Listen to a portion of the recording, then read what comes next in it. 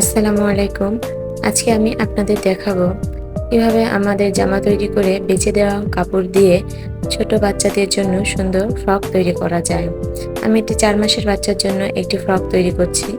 আপনারা চাইলে এই ডিজাইন দেখে বড় বাচ্চাদের জন্য তৈরি করতে পারেন।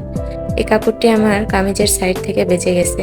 তো দেখুন আমরা ফ্রকের নিচের যে কুচির অংশটা সেটা কাটিং করব। তার জন্য আমরা এখানে 2 ভাঁজ করে কাপড়টা কেটে নিচ্ছি। আপনারা আপনাদের মাপ অনুযায়ী কেটে নেবেন। আপনাদের যদি কাপড় বেশি থাকে তাহলে আপনারা ঘের বেশি নিতে পারেন। তো আমরা এখানে ঘেরের মাপটা নিচ্ছি 18 ইঞ্চি এবং ঝুলের মাপ নিচ্ছি 9 ইঞ্চি। 9 ইঞ্চি ঝুল, তার সাথে 1 ইঞ্চি এক্সট্রা সেলাইয়ের জন্য।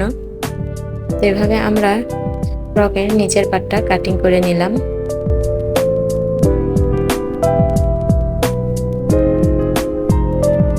এবার আমরা বডির পার্টটা কাটিং করে নিব।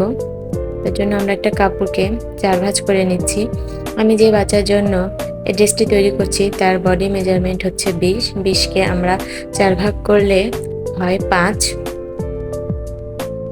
আমাদের 4 ভাঁজের কাপড়টিকে 5 ইঞ্চি মাপে রাখতে হবে। তার থেকে 1 ইঞ্চি সেলাইয়ের জন্য এক্সট্রা, মোট 6 ইঞ্চি রাখতে হবে। আপনারা অবশ্যই আপনাদের বেবিদের বডির মেজারমেন্ট অনুযায়ী এই অংশটা কাট করে নেবেন। তো দেখুন আমি মেপে নিচ্ছি এবং অসমান সাইডটি সমান করে নিলাম। এবার আমরা গলা চওড়াটা নেব 2 ইঞ্চি, গলার ডিপটা নিব সামনের দিকে 2.5 ইঞ্চি আর পেছনের দিকে 1.5 ইঞ্চির মতো নিলাম। বুকের মাপটা নিব 2.5 ইঞ্চি, যেহেতু ছোট বাচ্চার বেশি নেওয়া যাবে না। বগলের মাপটা নিলাম 4.5 ইঞ্চি। আপনারা চাইলে যদি বাচ্চাটা একটু হেলদি কম হয় এর চেয়ে কমও নিতে পারেন। বডির মাপ 5, তার সাথে সেলাইয়ের জন্য 1 ইঞ্চি এক্সট্রা এবং কোমরে নিলাম 4.5, আর সেলাইয়ের জন্য 1 ইঞ্চি এক্সট্রা করে নিলাম। এরপর আমরা কাটিং করে নিলাম। এভাবে টুকরো টুকরো কাপড় দিয়ে আমরা অনেক সুন্দর সুন্দর বেবি ড্রেস তৈরি করতে পারি। এগুলো দেখলে বোঝাই যাবে না যে এগুলো টুকরো কাপড় দিয়ে তৈরি করা।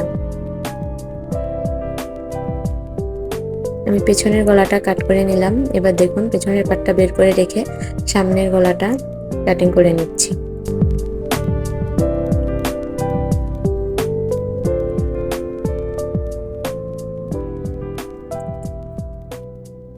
এবার আমি জামার হাতাটা কাটিং করব। যেহেতু এটা আমি ফুল হাতা জামা তৈরি করছি, দেখুন 4 ভাঁজ করে নিয়ে আমরা চওড়া নিলাম 5.5 ইঞ্চি এবং লম্বায় নিলাম 9 ইঞ্চি। তো আমরা এখানে একটি ডিজাইন করব, যার জন্য আমরা হাতার সামনে আরো 2 ইঞ্চি কাপড় জয়েন করব। এখন আমরা এইভাবে গোল রাউন্ড করে কেটে নিচ্ছি। এটা আসলে চোখে দেখে বুঝে নিতে হবে।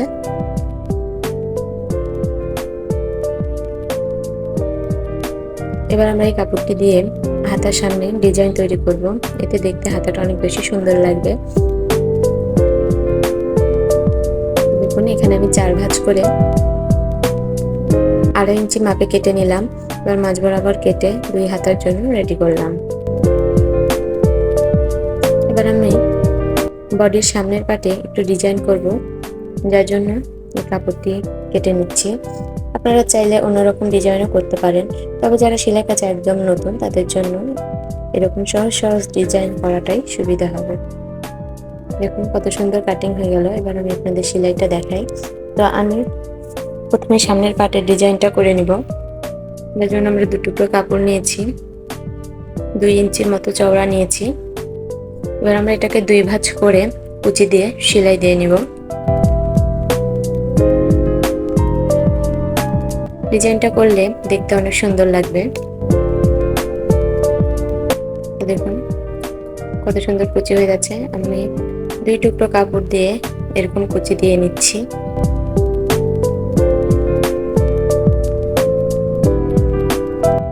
তো আমার কুচি দেওয়া শেষ। এবার আমি বুকের কাপড়টার সাথে এই কুচিটা জয়েন করব। 2 পাশ দিয়ে 2 টুকরো কুচির কাপড়টা আমি সেলাই দিয়ে জয়েন করে নেব। দেখুন আমার জয়েন করা শেষ। এবার এটাকে আমরা সোজা করে এই বুকের মাঝ বরাবরে বসিয়ে সেলাই করে দেব।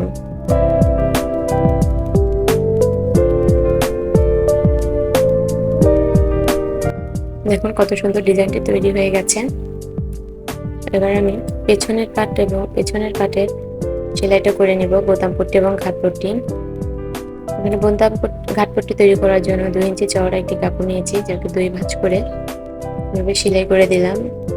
এটা হবে বাড়তি দিক, কাপড়ের বাড়তি সাইডটা থাকছে, আর এই সাইডে কোনো বাড়তি দিক হবে না, এটা হবে বোতাম লাগানোর জায়গা। এখানে জোড়া দিয়ে পুরোটাই পেছন দিকে উল্টিয়ে সেলাই দিয়ে দিতে হবে। দেখুন আমি সেলাই দিয়ে দিলাম।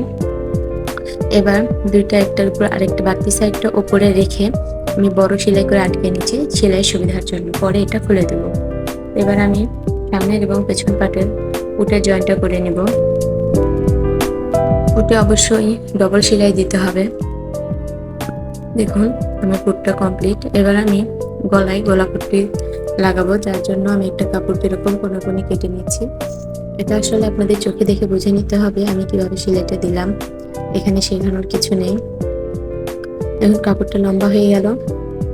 এবার আমরা এর গলার উল্টো দিকে রেখে জয়েন্ট করে দেব, যাতে এটা উল্টিয়ে সামনের দিকে এনে সেলাই করা যায়। মাথাটা সামান্য মুড়িয়ে আমরা গলার উল্টো দিক দিয়ে জয়েন্ট করে দিচ্ছি।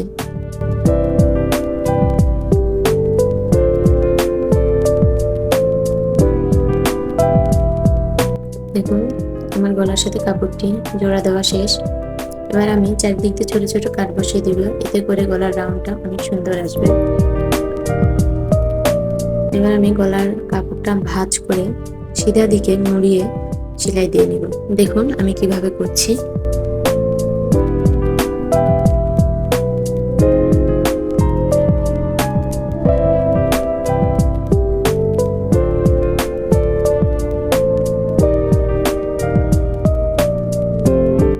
দেখতে পাচ্ছেন গলাটি কত সুন্দরভাবে তৈরি হয়ে গেছে। এবার আমি নিচের অংশটি জোড়া দিব, কুচির অংশটি। তো কুচির অংশটি উপর বুকের এক পাশের অংশটি ধরে দুইটাই সিধা দিকে রাখতে হবে। ধরে আমরা এভাবে আস্তে আস্তে কুচি দিয়ে নিব আর বুকের অংশের সাথে জয়েন করে নিব। আপনারা চাইলে কুচিটা আলাদাভাবেও করে নিতে পারেন, আমার কাছে এভাবে সুবিধা হয় তাই আমি এভাবেই করলাম, আর এতে সময়ও অনেকটা কম লাগে। দেখুন আমি ছোট ছোট কুচি দিয়ে কিভাবে জয়েন করে দিচ্ছি।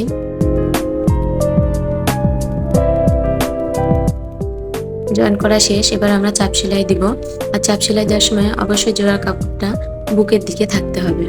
এবার আমরা এই সামনের মতো করে পেছন পাটটাও জোড়া দিয়ে নেব। দেখুন আমার পেছন পাটটাও তৈরি করা শেষ। এবার আমরা হাতের কাজ করব। হাতে যেহেতু ডিজাইনের জন্য আমরা সামনে একটি কাপড় জোড়া দেব, তাই কাপড়টি আমরা প্রথমে জোড়া দিয়ে নিচ্ছি।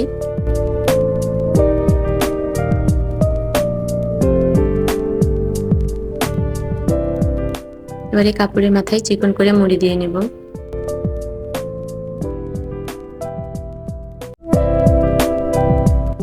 আপনারা চাইলে আরো অন্যরকমও ডিজাইন করতে পারেন, একটা কাপড় দিয়ে বিভিন্ন রকম ডিজাইন তৈরি করা যায়। দেখুন এবার আমি এই মাঝ বরাবরে একটা এলাস্টিক জয়েন করব। আপনারা অবশ্যই এলাস্টিকটা আপনাদের বেবির হাতের মেজারমেন্ট অনুযায়ী কাটিং করবেন। আমি আমার বেবির হাতের মেজারমেন্ট অনুযায়ী এলাস্টিকটা কাটিং করে নিয়েছি। খুব বেশি টাইট করে সেলাই করা যাবে না, যেহেতু ছোট বাচ্চা, তা পড়তে অসুবিধা হবে, তাই সামান্য টেনে টেনে যাতে হালকা কুচি হয় এরকম ভাবে সেলাইটা করে নেবেন। দেখুন আমার একটা হাতা করা কমপ্লিট। এবার আমি এই একইভাবে আরেকটি হাতাও তৈরি করে নেব। দেখুন আমার দুইটি হাতাই সেলাই করা শেষ। এবার আমি হাতা দুটিকে জামার সাথে জয়েন করব।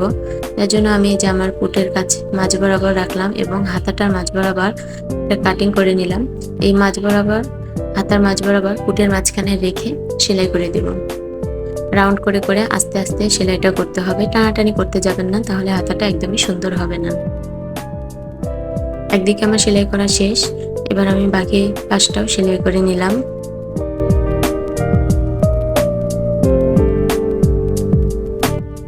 দেখুন হাতাটা কত সুন্দরভাবে জয়েন্ট হয়ে গেছে। এবার এই একইভাবে আমি অপর দিকে হাতাটাও জয়েন্ট করে নিব।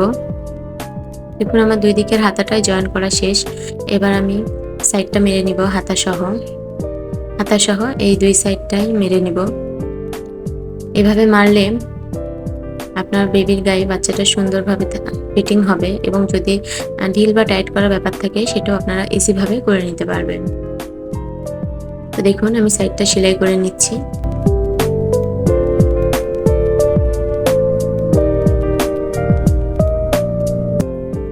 দুই পাশটাই আমরা সেলাই করে নেব, তারপর নিচে মুড়ি দিয়ে নিব। আর একটা কথা, যে যদি আমার ভিডিওটি আপনাদের একটু হলেও ভালো লেগে থাকে তাহলে অবশ্যই আমার চ্যানেলটি সাবস্ক্রাইব করে আমার পাশে থাকবেন। দেখুন আমি নিচে মুড়ি দিয়ে নিচ্ছি।